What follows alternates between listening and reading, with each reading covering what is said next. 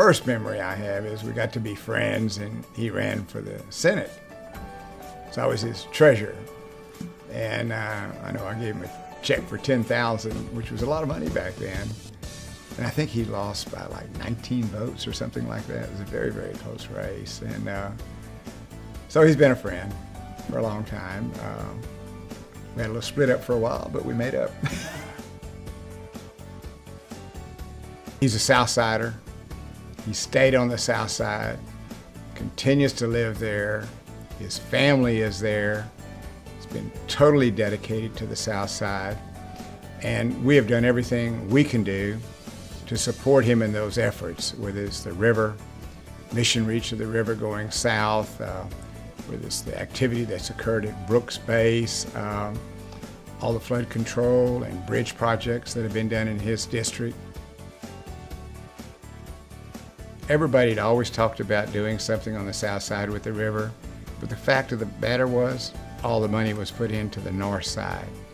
So when we went to the voters in 2008, all of our money was going to the south side of San Antonio on the river project, $125 million, that we have subsequently put more money into. That was the connecting links to the portals to all the missions, largest ecological restoration of a river in an urban area.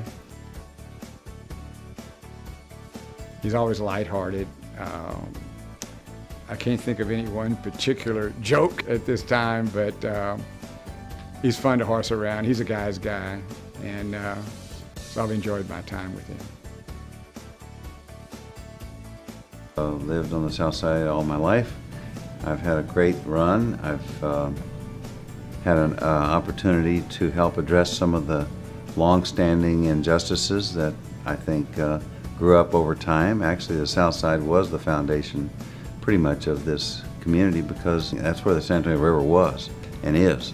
But that was everything from the headwaters of the San Antonio River on the Incarnate Word College campus at Hillbrand, where the river rolls, was where all the missions were founded. The 5 missions, the most serious concentration of Spanish missions in America.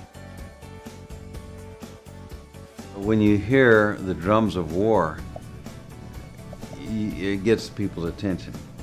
And the drums of war for progress, for advancement, for dignity, for hope, for respect, needed to be beat by somebody. And the South Chamber was a natural vehicle. And I think the South Side has been a workhorse and a warhorse for great things. If you can survive some of the challenges that have been thrown at the South Side, you can do anything. You know, if you notice all the rules of life are learned on the athletic playing field. Team play, conditioning, sportsmanship.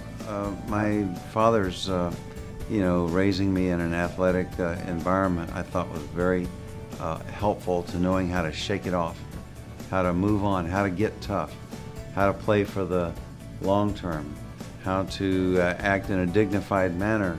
You know, it doesn't always happen, but that's the goal. And most of the time it does if you work on it.